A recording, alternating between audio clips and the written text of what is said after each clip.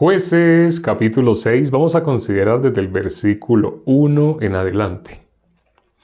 Los hijos de Israel hicieron lo malo ante los ojos de Jehová. Y Jehová los entregó en mano de Madián por 7 años. Y la mano de Madián prevaleció contra Israel, y los hijos de Israel, por causa de los madianitas, se hicieron cuevas en los montes y cavernas y lugares fortificados. Pues sucedía que cuando Israel había sembrado, subían los madianitas y amalecitas y los hijos del oriente contra ellos, subían y los atacaban. Y acampando contra ellos destruían los frutos de la tierra hasta llegar a Gaza, y no dejaban que comer en Israel, ni ovejas, ni bueyes, ni asnos.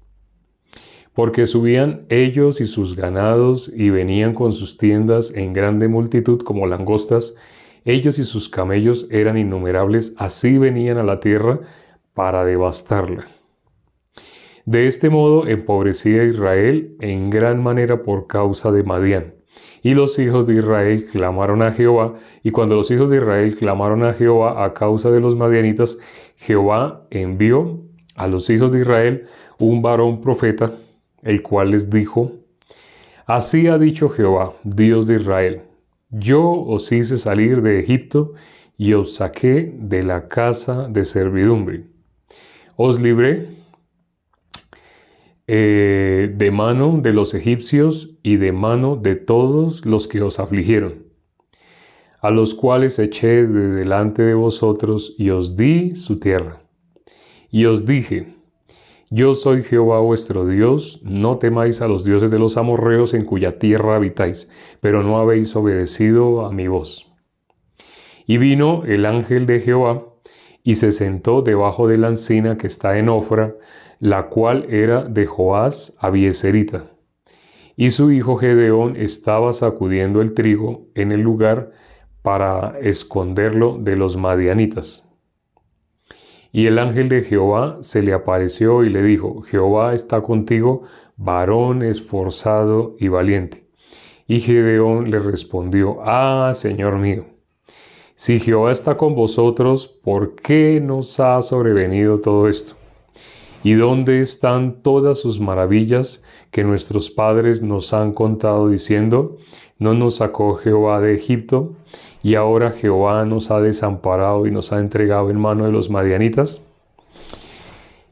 Y mirándole, Jehová le dijo: Ve con esta tu fuerza y salvarás a Israel de la mano de los madianitas. ¿No te envío yo? Entonces le respondió: Señor mío, ¿con qué salvaré yo a Israel? He aquí que mi familia es pobre en Manasés, y yo el menor en la casa de mi padre. Jehová le dijo: Ciertamente yo estaré contigo, y derrotarás a los madianitas como a un solo hombre. Y él respondió: Yo te ruego que si he hallado gracia delante de ti, me des señal de que tú has hablado conmigo. Te ruego que no te vayas de aquí hasta que vuelva a ti y saque mi ofrenda y la ponga delante de ti. Y él respondió: Yo esperaré hasta que vuelvas. Y entrando Gedeón preparó un cabrito y panes sin levadura de un efa de harina, y puso la carne en un canastillo y el caldo en una olla. Y sacándolo se lo presentó debajo de aquella encina. Entonces el ángel de Dios le dijo: Toma la carne y los panes sin levadura y ponlos sobre esta peña, y vierte el caldo. Y él lo hizo así. Y extendió el ángel de Jehová el báculo que tenía en su mano, tocó con la punta la carne y los panes sin levadura, y subió fuego de la peña, el cual consumió la carne y los panes sin levadura, y el ángel de Jehová desapareció de su vista. Viendo entonces Gedeón que era el ángel de Jehová, dijo: Señor Jehová, que he visto al ángel de Jehová cara a cara. Pero Jehová le dijo: Paz a ti, no tengas temor, no morirás. Y edificó allí Gedeón altar a Jehová, y lo llamó Jehová Salom, el cual permanece hasta hoy en Ofra de los Abieseritas. Aconteció que la misma noche le dijo Jehová: Toma un toro del hato de tu padre, el segundo toro de 7 años y derriba el altar de Baal que tu padre tiene, y corta también la imagen de acera que está junto a él. Y edifica altar a Jehová tu Dios en la cumbre de este peñasco en lugar conveniente.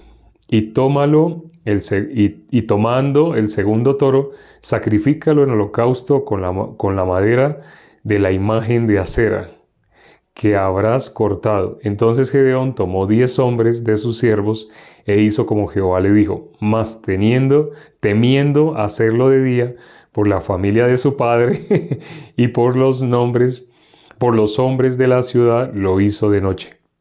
Por la mañana, cuando los de la ciudad se levantaron, he aquí que el altar de Baal estaba derribado y cortada la imagen de acera que estaba junto a él. Y el segundo toro había sido ofrecido en holocausto sobre el altar edificado. Y se dijeron unos a otros, ¿quién ha hecho esto? Y buscando e inquiriendo, les dijeron, Gedeón, hijo de Joás, lo ha hecho. Entonces los hombres de la ciudad dijeron a Joás,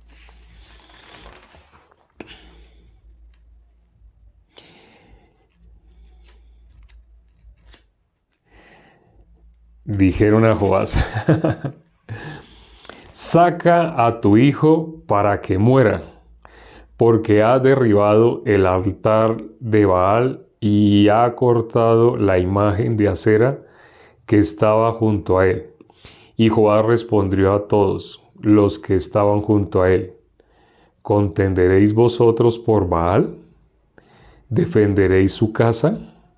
Cualquiera que contienda por él, que muera esta mañana. Si es un Dios, contienda por sí mismo con el que derribó su altar. Aquel día Gedeón fue llamado Jerobaal. Esto es, contienda Baal contra él, por cuanto derribó su altar. Pero todos los madianitas y amalecitas y los del oriente se juntaron a una y pasando acamparon en el valle de Jezreel. Entonces el espíritu de Jehová vino sobre Gedeón, y cuando éste tocó el cuerno, los abiezeritas se reunieron con él.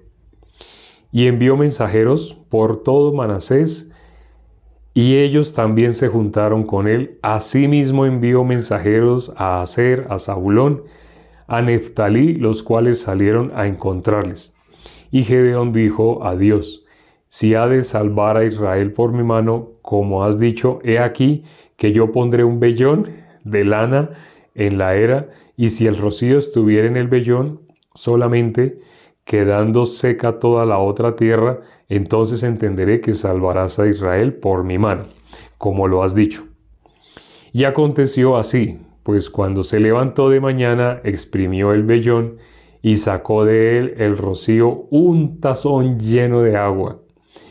Mas Gedeón dijo a Dios, no se encienda tu ira contra mí si aún hablaré esta vez, solamente probaré ahora otra vez con el vellón. Te ruego que solamente el vellón quede seco y el rocío sobre la tierra. Y aquella noche lo hizo Dios así. Solo el vellón quedó seco y en toda la tierra hubo rocío. Leímos hasta el versículo 40. Es un poco curioso lo que sucedió con Gedeón, pero retrata la vida de toda aquella persona que Dios va a usar. No sé si se acuerdan en dónde aparece también esa forma de hacer dudar. Miramos aquí a Gedeón. ¿Gedeón tenía certeza de que Dios lo iba a usar? ¿O Gedeón dudaba? Gedeón le llegaban pensamientos que lo hacían dudar.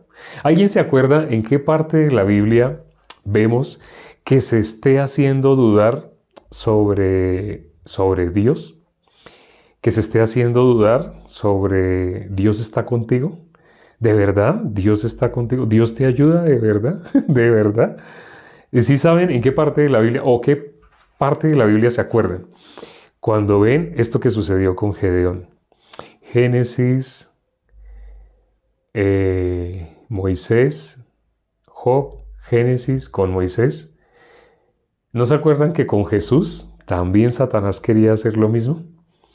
El que pone el dedo en la llaga, Moisés, a nuestro Señor Jesucristo, efectivamente, sí, sí, a nuestro Señor Jesucristo. En Mateo 4, no sé si se acuerdan, en Mateo 4, el versículo 3, el versículo 6 y el versículo 9 tienen una característica en especial. Bueno, nosotros conocemos muy bien el 6 y el 7, porque de ahí sale el nombre de este perfil. Pero vamos a mirar el versículo 3. Mateo capítulo 4. Mateo capítulo 4, el versículo 3. ¿Qué es lo que Satanás? ¿Qué es lo que sucede allí? Vamos a mirar. Mateo capítulo 4, Mateo capítulo 4, versículo 3. Dice, vino a él el tentador y le dijo, si eres hijo de Dios, di que estas piedras se conviertan en pan. Así le dijo ¿quién? El tentador. Satanás le dijo a nuestro Señor Jesucristo, si eres hijo de Dios, di que estas piedras se conviertan en pan. ¿Qué es lo que Satanás está queriendo hacer con esta pregunta, con este planteamiento? Si eres hijo de Dios. Ya hemos hablado en otros en vivo, más detenidamente, ¿dónde escuchamos esta frase? Bueno, hago la pregunta. Quienes han estado en los en vivos anteriores saben dónde suena esta frase. Satanás es el que la dice, ¿no? ¿Qué frase? Si eres hijo de Dios. ¿Dónde han escuchado ustedes esta frase? El común de las personas no dice esta frase. Por ejemplo, su mamá, su papá, no le dicen cuando usted se levanta, si eres hijo de Dios, tienes que bañarte rápido.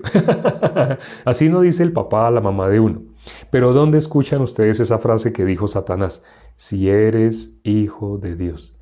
En las supuestas iglesias, en las que conocemos como iglesias, suena esta frase.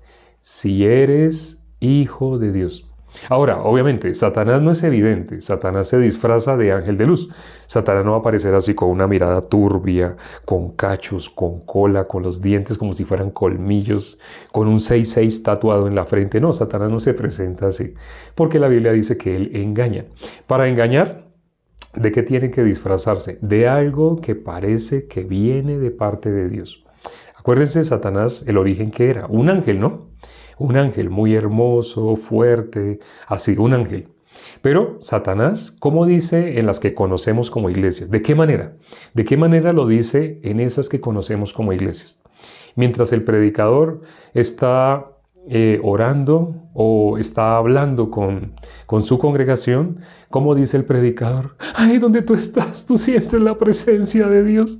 Tú sientes Él se está manifestando como una nube fría. Si tú eres hijo de Dios, tú vas a sentir su presencia. Tú vas a sentir que el Espíritu de Dios se está manifestando.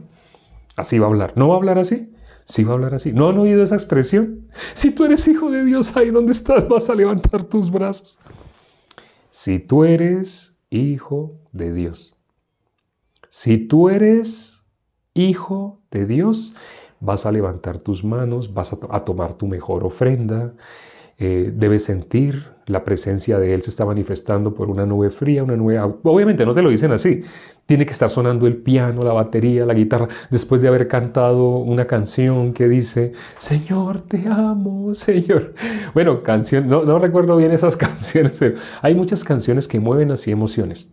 Mueven emociones. No sé, una que esté muy famosa. ¿Alguien se acuerda de una canción que esté muy famosa de las iglesias que se conocen como cristianas? Que suena en las emisoras que se conocen como cristianas. Que se vende en las discotiendas que se conocen como cristianas. Una canción así, no sé. Yo te busco, no conozco la letra. ¿Cómo dice la letra de esa canción? Yo te busco. Una canción que sea muy famosa, pero muy famosa. Que esté sonando, que sea el top número 1 entre las canciones cristianas. Que suene por todos lados. Una de Marcos Witt, por ejemplo, ¿cuál? Una de Marcos Witt, ¿cuál? Ya sé, ya me acordé una de Marcos Witt. Temprano yo te buscaré, de madrugada yo me acercaré a ti. Mi alma te anhela, tiene sed para ver tu rostro y tu poder. Mi escudo has sido tú, en la sombra de tus alas yo me Bueno, algo así, sigue así. Es así muy hermoso. Después de que una persona entona una canción así, porque tu diestra me ha sostenido, oh, tu diestra me ha sostenido. Cuando acá hemos cantado y suena la guitarra, suena el piano, los acordes del piano. Tin, tin, tin, tin, tin, tin. Después de que está sonando esa música, ahí viene el momento en el cual te van a decir, si Dios, si tú eres hijo de Dios, vas a levantar ahí donde estás tus brazos. Todos los hijos de Dios levanten los brazos en este momento. Si tú eres hijo de Dios, si tú eres hijo de Dios. Quitemos la musiquita. Quitemos ese fondo lleno de emociones, ese ambiente de emociones. Quitemos ese fondo. Vamos a mirar lo que está escrito. ¿Quién fue el que dijo si tú eres hijo de Dios? Satanás. Satanás. Ahora, cuando le está diciendo a nuestro Señor Jesucristo, realmente nos lo ha dicho a nosotros muchas veces en nuestra cara sin que nos demos cuenta. Por eso dice la Biblia que Él engaña al mundo entero. Porque Él lo dice de una manera que tú no te das cuenta. Lo dice mientras las emociones están al borde, así como saliendo las emociones. Nos salen lágrimas porque sentimos, ¡ay, qué canción tan hermosa! ¡Ay, tan linda esa adoración a Dios! Seguro que estás adorando a Dios. Hoy te vas a sorprender con lo que vas a ver, lo que está escrito acá. Te vas a sorprender. Ahora, en el momento que está así, todo ese, quitando esas emociones, Él dijo, si eres hijo de Dios. Cuando le dijo a nuestro Señor Jesucristo, si eres hijo de Dios, ¿qué es lo que le está queriendo decir? ¿Qué significa si eres hijo de Dios? ¿Qué significa? ¿Qué significa esa frase? ¿Qué es lo que le está diciendo directamente a nuestro Señor Jesucristo? ¿Qué es lo que nos han dicho en nuestra cara sin que nos demos cuenta? Cuando nos han dicho, si eres hijo de Dios. Cuando hemos escuchado esa frase, si eres hijo de Dios, ¿qué es lo que nos están diciendo en la cara? ¿Qué es lo que le quiso decir a Jesús? Le está queriendo, está poniendo en duda, que no somos hijos de... Uy, ¿quién lo dijo? Camilo Gallego. Si le está diciendo la pregunta, si eres hijo de Dios, le está diciendo en toda la cara, nos están diciendo en toda la cara, Satanás nos está diciendo en toda la cara, tú no eres hijo de Dios. Acuérdense, cuando le dijo nuestro Señor Jesucristo a los judíos que habían creído en Él, les dijo, conoceréis la verdad y la verdad os hará libres. ¿Les está diciendo que son libres o que son esclavos? Les está diciendo que son esclavos. Si les dijo, conoceréis la verdad y la verdad os hará libres, les está diciendo son esclavos. ¿Sí? Ese es un lenguaje espiritual. Ahora, cuando dice Satanás, ya no nuestro Señor Jesucristo, cuando dice Satanás, si eres hijo de Dios, le está diciendo, usted no es hijo de Dios.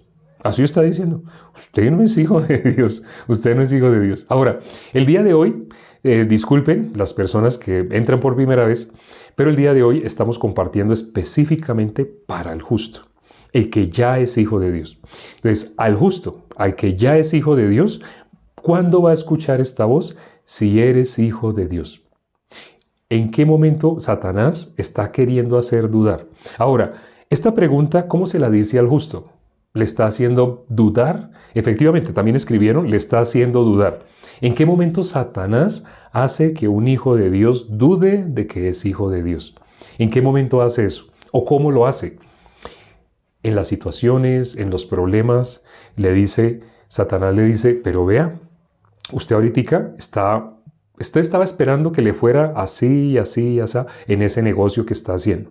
Pero dése cuenta cómo ese negocio salió mal, todo le cayó, le pasó mal, todo le fue mal. En el caso de Job, a Job se le murieron todos sus hijos en un solo día, así, y le vino una enfermedad terrible, perdió todos sus bienes, increíble, todo lo que le pasó a Job, qué pena, a Job, todo lo que le pasó a Job. Perdió sus hijos, se quedó sin bienes,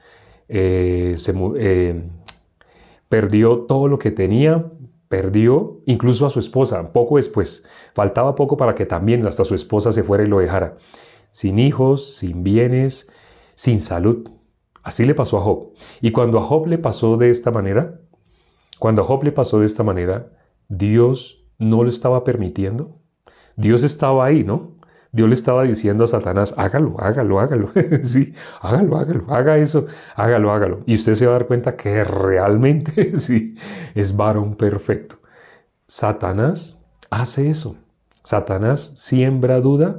¿En qué momento? Cuando vienen las dificultades, él no puede hacernos nada si Dios no lo permite. Dios permite esas dificultades. Así, Dios permitió lo que permitió en el caso de nuestro Señor Jesucristo. Ahorita, cuando leímos Jueces, capítulo 6, ¿qué miramos? La historia de Gedeón. Pero Gedeón no tenía esas mismas dudas. Gedeón no decía, ay, pero no, ya Dios nos abandonó. El ángel de Jehová le estaba hablando.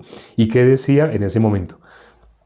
No, ¿qué decía en ese momento? ¿Estaba seguro que Dios estaba con él? No, había duda. Satanás hace esa función específicamente. Pero vamos a ver por qué la hace. No solo ahí.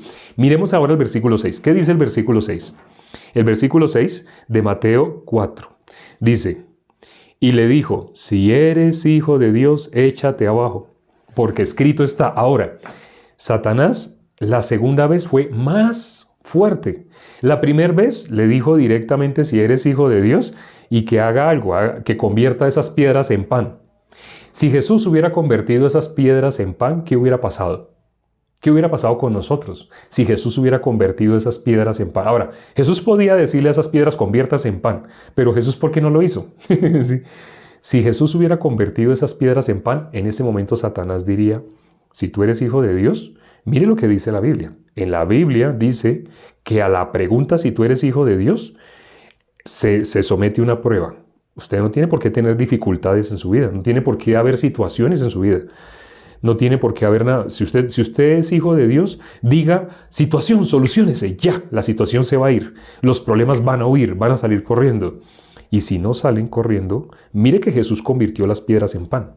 Porque ahí está escrito, si tú eres hijo de Dios, di que estas piedras se conviertan en pan. Y vea que Jesús las convirtió. Por eso fue que Jesús no las convirtió. Si Jesús hubiera convertido esas piedras en pan, Satanás fácilmente nos engañaría mostrándonos, mire que en la Biblia dice que si usted es hijo de Dios, ¿qué estaba pasando Jesús? Hambre, una situación muy difícil. Jesús fue llevado al desierto. David no estuvo también en un desierto. José no estuvo también en un desierto. José no vio cómo sus hermanos lo querían vender, cómo sus hermanos lo querían matar. José no sufrió un dolor muy fuerte en su corazón. David, no dice en la Biblia que David sufrió tal angustia que lloró hasta que le faltaron fuerzas para llorar. No estuvo así José, no estuvo así David. Ahora, David y José son sombra de nuestro Señor Jesucristo. En sus respectivos pasajes, cuando los analizamos, eran sombra de nuestro Señor Jesucristo. ¿Qué pasó con José antes de ser nombrado gobernador de toda la tierra de Egipto? Tuvo que pasar por ese desierto. ¿Qué pasó con David antes de ser nombrado rey? Preciso, antes de ser nombrado rey. También pasó por ese desierto. Cuando leemos Samuel, 1 Samuel, capítulo 30, nos damos cuenta terrible lo que le pasó a David. ¿Sí? Entonces, lo mismo que pasó con nuestro Señor Jesucristo, directamente.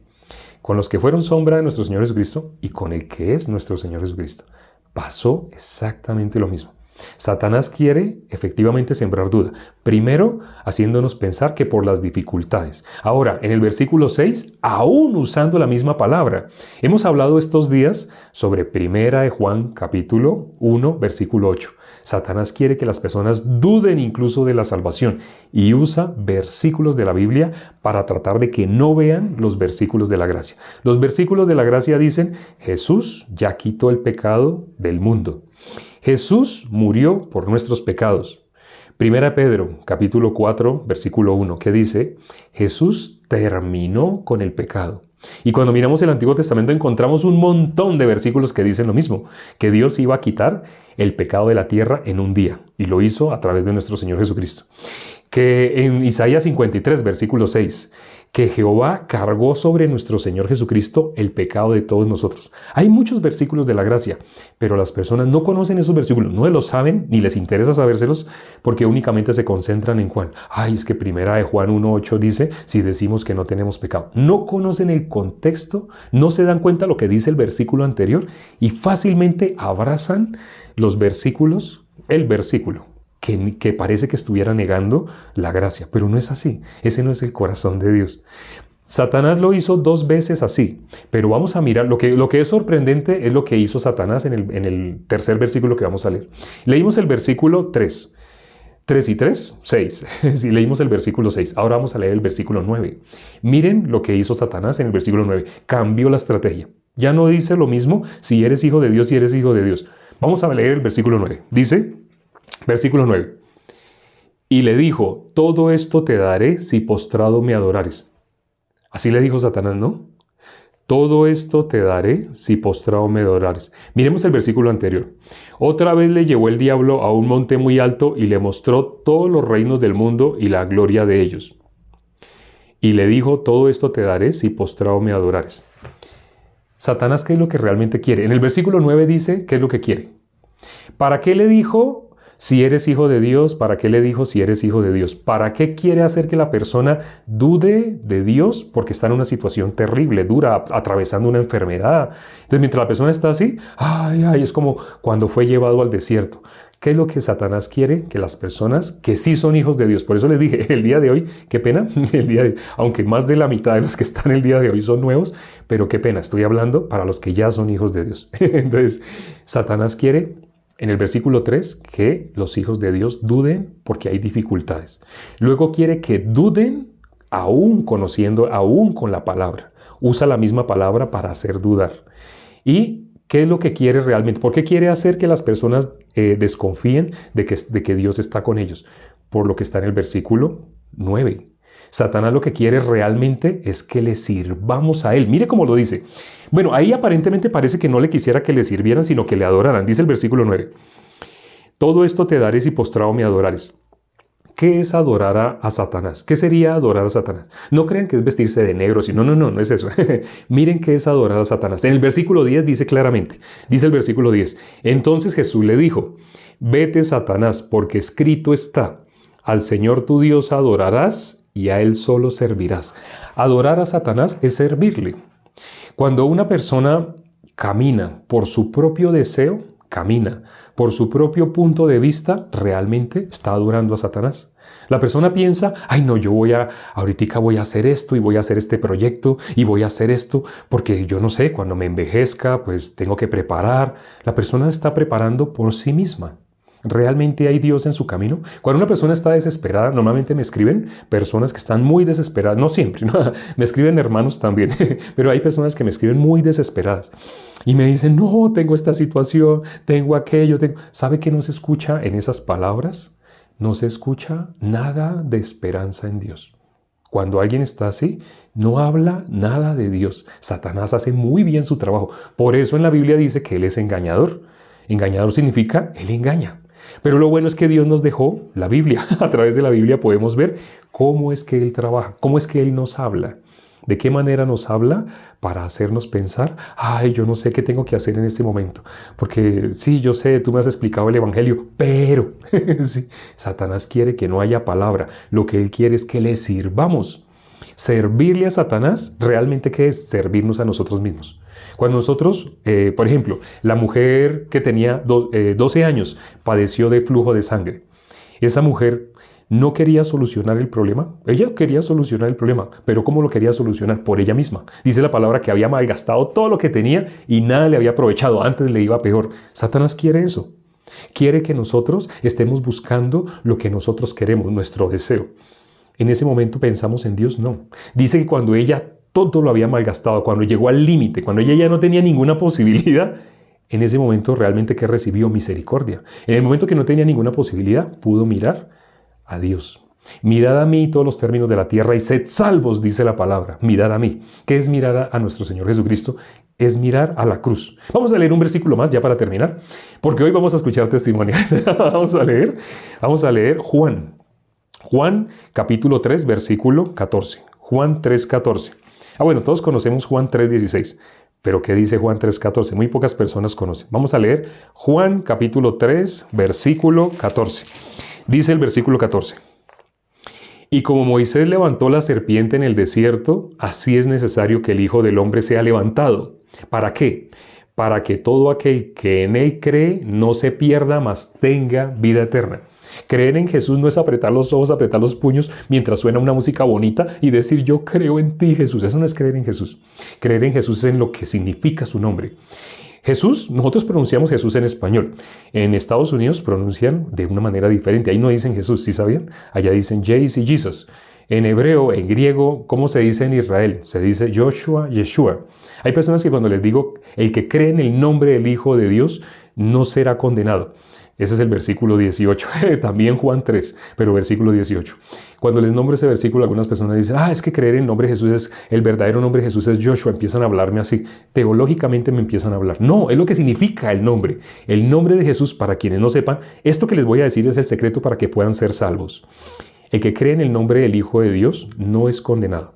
El nombre del Hijo de Dios significa, presten atención, ¿qué significa el nombre del Hijo de Dios?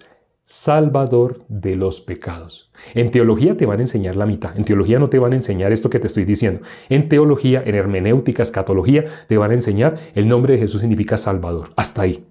Y eso no es lo que dice la Biblia. Cuando miramos Mateo capítulo 1, versículo 21, dice el nombre de Jesús es Salvador de los pecados.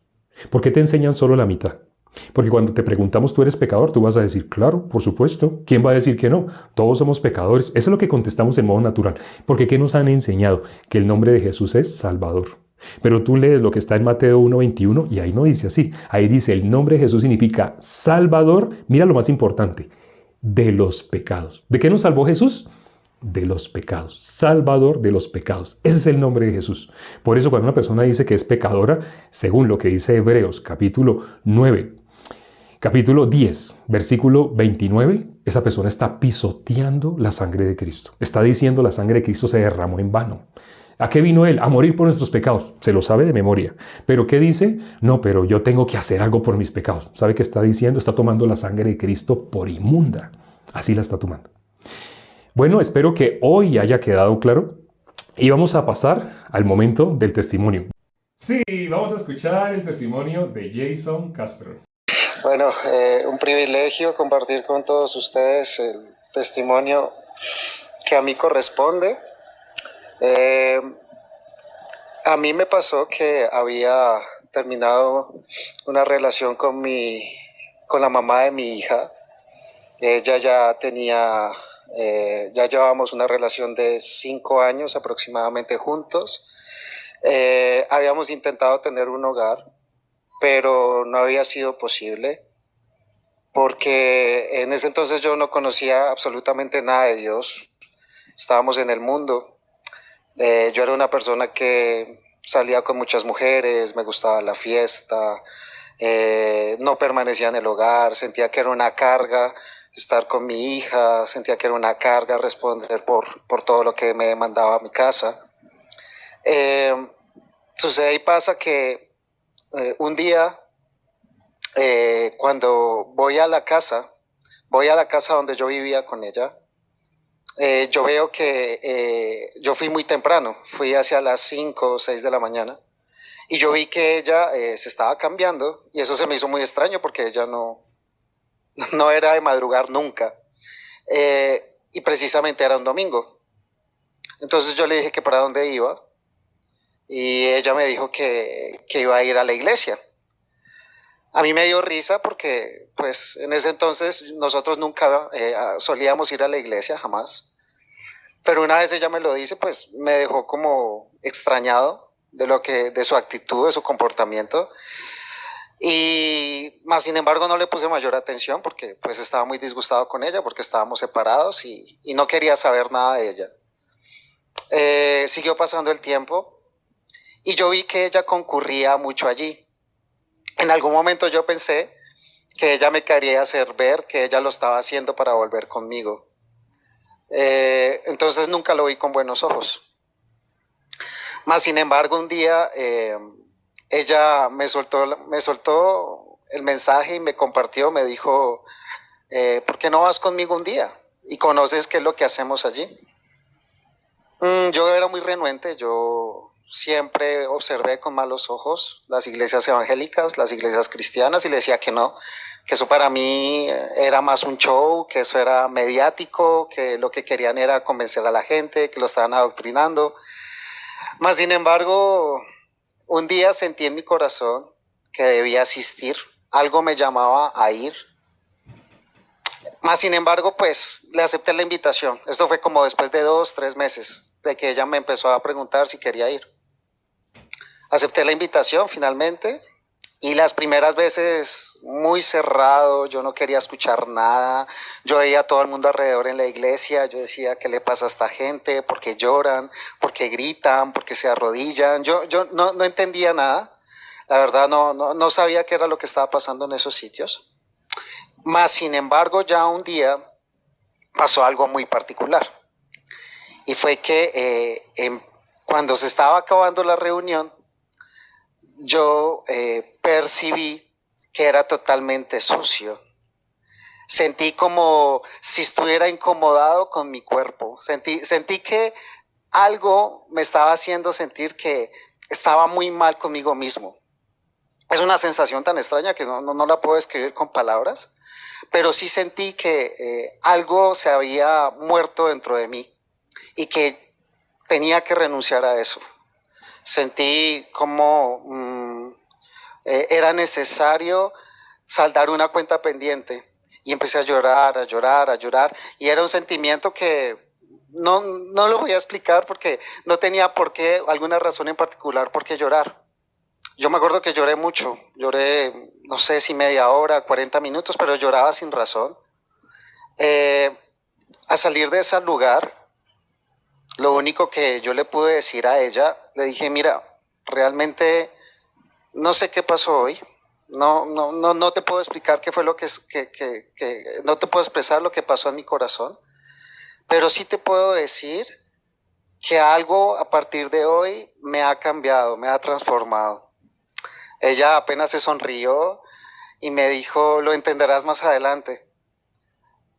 Siguió pasando el tiempo y yo ya no quería dejar de ir. Yo quería escuchar de Dios, quería saber qué decía Él en la Biblia, quería seguir escuchando palabra, quería seguir persiguiendo lo que Dios había depositado en mi corazón ese día. Y era la semilla de pensar que tenía que seguirlo a Él, tenía que descubrir que yo iba detrás de Él para poder salvar mi vida, y que fue la única manera de liberarme de esa carga pesada que tenía en mis hombros, y para poder restaurar mi familia, mi hogar, mi relación con mis hijos, con mis amigos, con mis padres. La única llave para abrir esa puerta era nuestro Señor. Y bueno, ya ese fue mi punto de quiebre. Desde ese momento siento que soy salvo, gloria al Señor, y ese es mi testimonio, Matusalén. Bien, acabamos de escuchar el testimonio de Jason. Hoy nos iba a compartir Mauricio, pero no aparece en la ficha. Entonces invitamos a Jason. No había escuchado a Jason, siempre lo había visto. Desde el año pasado lo había visto que asistía, pero nunca había escuchado el testimonio de Jason. No sé ni siquiera si por WhatsApp nos estamos escribiendo. Pero ahorita que estaba escuchando el testimonio de Jason, me acordé en el año... Bueno, hace como 20 años, más o menos, como 20 años, empecé a asistir por primera vez. Yo era católico. Yo había estudiado incluso en el seminario para ser sacerdote. Pero resulta que después, al leer la Biblia, descubrí que me pasó lo de Martín Lutero, empecé a descubrir que lo que estaba escrito en la Biblia y lo que me estaban enseñando en el catolicismo, pues habían contradicciones. Y automáticamente, como hoy vimos, yo fui engañado por Satanás fácilmente. ¿Cómo fui engañado por Satanás? Porque me hizo ver, sí ve que eso es mentira, sí ve que eso que hablan. Entonces yo juzgué, comparando únicamente la religión que yo conocía, catolicismo, con la Biblia, juzgué, es un engaño. Pero yo juzgué de esta manera, todas esas religiones son un engaño, todo eso es mentira, así yo juzgué. Y yo ya después no quería, por un tiempo, que me hablaran nada de Dios. Cuando alguien me iba a hablar de Dios, yo le decía, ay, yo lo entiendo, yo lo comprendo. Yo les conté que también, debido a eso, tuve una etapa de ateísmo. Pero en una empresa que trabajé, que se llama Apple, en esa empresa había una amiga que ella, en ese momento no era amiga. En ese momento ella tenía una mala fama, tenía fama como, disculpen la expresión, como de prostitución. Porque ella todos los viernes hacían fiestas en la empresa. Yo nunca estaba en esas fiestas, A mí no me invitaban, pero entonces en esas fiestas lo que me contaban era que ella se le sentaba en las piernas al uno y se besaba con él. El otro viernes resultaba sentándose en las piernas de otro bajo los efectos del trago y besándose con ese otro, y así todos los viernes con personas diferentes. Tenía esa fama. Pero resulta que ella de un momento a otro cambió. Ella cambió, experimentó un cambio. Era otra, ¿sí?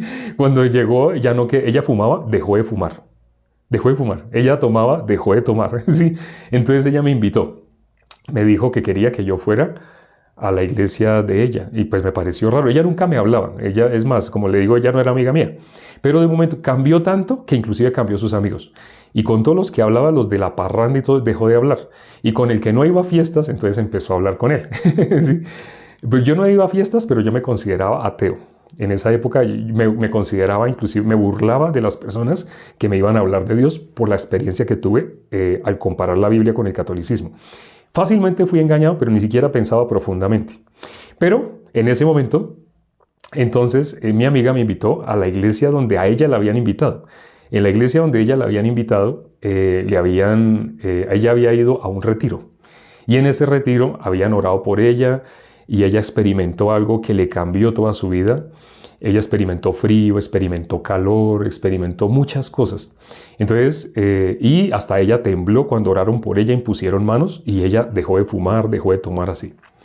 En ese momento, pues surgió el cambio, y ella dijo, ya conversando con ella, como se quiso hacer amiga de mí, entonces empezó a conversar conmigo. Y estando conversando conmigo, entonces me dijo que si la acompañaba. Yo le dije, la acompaño, pero yo no entro. Yo voy hasta la puerta, yo la acompaño porque para conversar con usted, genial, pero hasta allá no. Entonces yo la acompañé a la puerta, y resulta que estando allá, resultó convenciéndome, resulté entrando. Ese día que entré, ese día, todo lo que decía el predicador, me cayó. Era como si fuera para mí. Así yo lo que estaba escuchando, wow, esto es para mí. Y a partir de ese momento yo empecé a ir allá donde ella me llevó. Yo también fui a un encuentro, a un reencuentro. De mí también oraron, impusieron manos y yo temblé. Recuerdo una vez me tuvieron que agarrar varias personas. Estaban orando que para echar un demonio que tenía supuestamente. Y entonces mi cuerpo se sacudía con fuerza y me sostenían de los brazos, de las piernas. Ese día, cuando pasó todo eso, entonces pues después de uno agitarse así, pues yo me sentí wow, como descansado. Y lo que me decían, y pues por la música y por todo, yo pensaba, ya fui libre, fui libre. Recuerdo que en una ocasión, un pastor oró, yo tenía un problema digestivo, y un pastor oró por mí de esta iglesia y impuso manos sobre mi cabeza. Y yo sentí un hormigueo por mi cara, por mis manos, y ese hormigueo se concentró en mi estómago. Es normal que a uno se le duerma una mano, ¿no? Que se le duerma una pierna si uno está apoyándola mal. Pero sentí el hormigueo en el estómago. Y desde ahí me curé. Desde ahí me curé. Dice en 2 Tesalonicenses capítulo 2, del 9 al 12. Dice, milagros, señales y prodigios. Así dice, milagros, señales y prodigios. Ese día, cuando sentí así ese hormigueo, mi boca quedó cerrada. Mi boca quedó cerrada. Yo quería abrir la boca y no podía. Y ese día yo lloré y lloré y lloré. Fue como una hora. Así que yo no me pude parar, lloré, pero después, pues lo bonito fue un milagro. Sí, fue un milagro. Entonces, en ese momento, yo no conocía, ahí faltaban 10 años para que yo recibiera la salvación. Faltaban 10 años para que yo conociera quien me predicara el evangelio. Cuando después de que pasé por una ciudad o por otra ciudad, entonces no podía seguir asistiendo a la iglesia donde experimenté los milagros, señales y prodigios que nombra 2 Tesalonicenses capítulo 2 del versículo 9 en adelante. Yo les aconsejo que lean esos versículos, porque ahí dice para quién suceden esos milagros, señales y prodigios. Para mí habían sucedido milagros, señales y prodigios. ¿Y eran de Dios? Claro que eran de Dios a mi punto de vista. Sí, claro que eran de Dios. Yo no podía decir que no.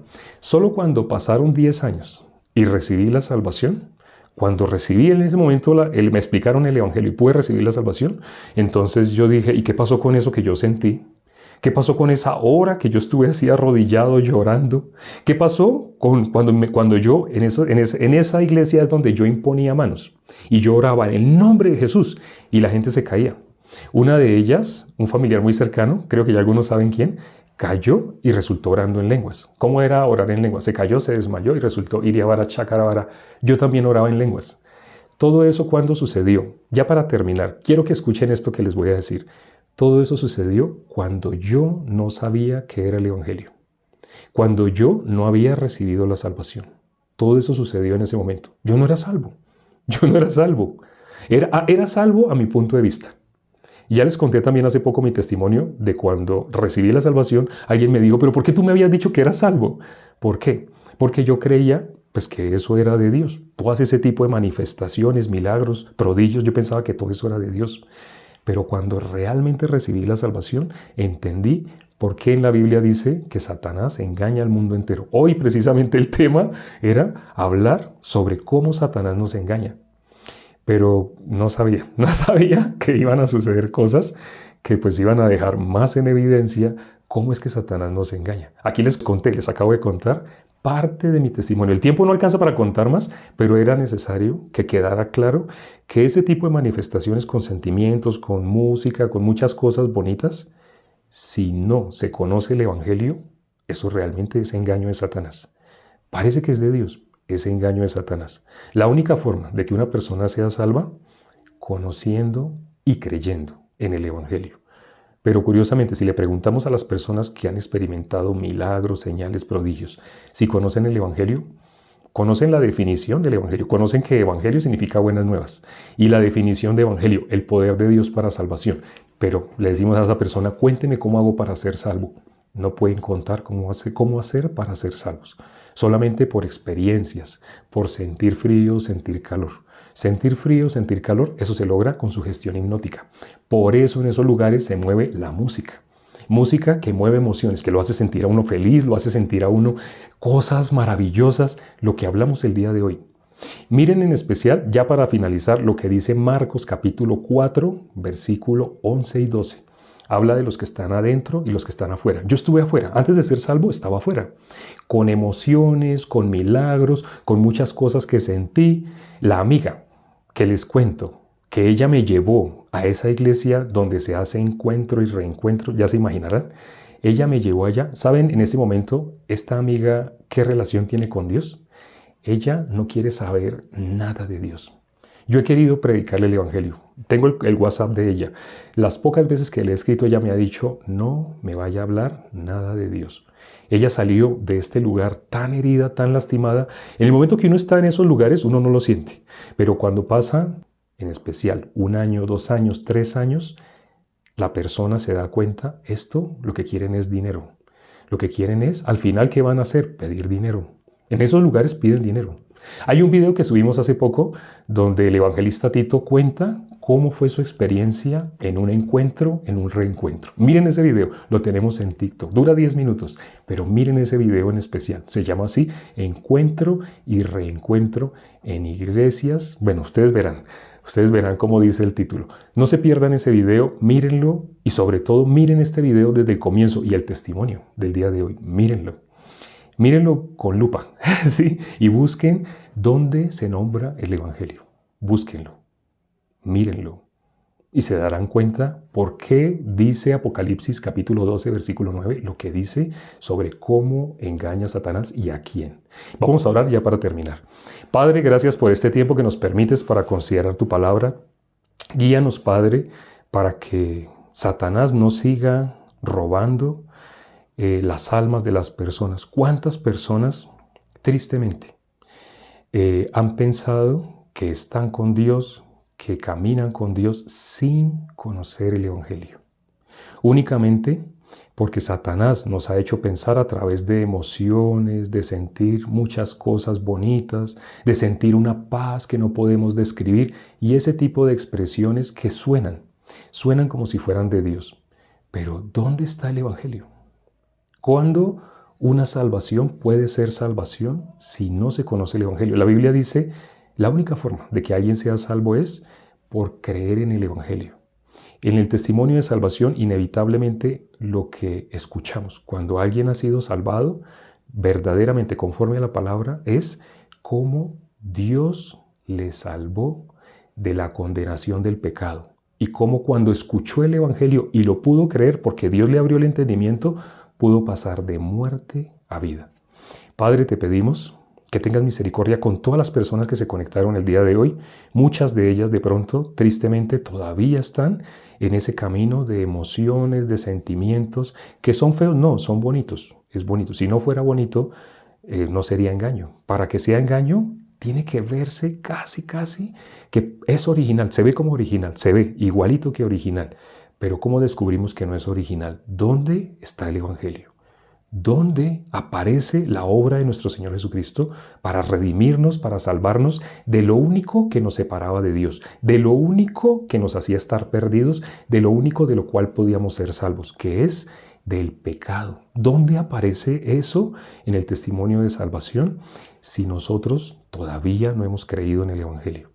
Quien cree en el Evangelio inevitablemente es salvo. Permite, Padre, que todas las personas, te pedimos por Jason, hoy en especial escuchamos el testimonio de Jason, te pedimos con un mismo corazón por Jason, para que tú, Padre, permitas que él pueda recibir la salvación conforme a tu palabra, no conforme a las emociones, como en las iglesias se suele enseñar, sino conforme a lo que está escrito en la palabra. Te lo hemos pedido y hemos orado en el nombre de nuestro Señor Jesucristo. Amén. Gracias, hermanos, amigos, invitados y quienes nos visitan hoy por primera vez. Todos los días tenemos en vivo. Aquí, yo les dije al principio, vamos a hablar la verdad. La verdad no gusta, porque la verdad duele. Pero vamos a hablar, aquí no vamos a querer mover emociones, ni decirte hermano, solamente porque nos caes bien o porque llevas tiempo asistiendo. Aquí inevitablemente te vamos a anunciar el Evangelio. A mí, durante meses, escuchando ya a personas que conocían el Evangelio, yo no había recibido la salvación y el pastor me tuvo que decir de frente, tú todavía no eres salvo. Si no me hubiera dicho que yo no era salvo, yo todavía habría escuchado como si yo ya fuera salvo por algo que yo sentí y experimenté. Que no les pase a ustedes. Nuestra cita todos los días es a la misma hora. En ese momento, miro que mi reloj dice que son las 57. Este en vivo va a quedar muy largo, pero es una evidencia de cómo es que Satanás engaña. Nos vemos mañana a esta hora, menos 57 minutos, cuando la hora es en punto, cuando la hora es 00. Satanás no va a poder tener más autoridad sobre todos los que se conectaron el día de hoy. Si tú tienes un corazón humilde para recibir el Evangelio, la buena nueva de que Jesús llevó nuestros pecados, vas a ser libre. Si todavía no lo has recibido, ten paciencia.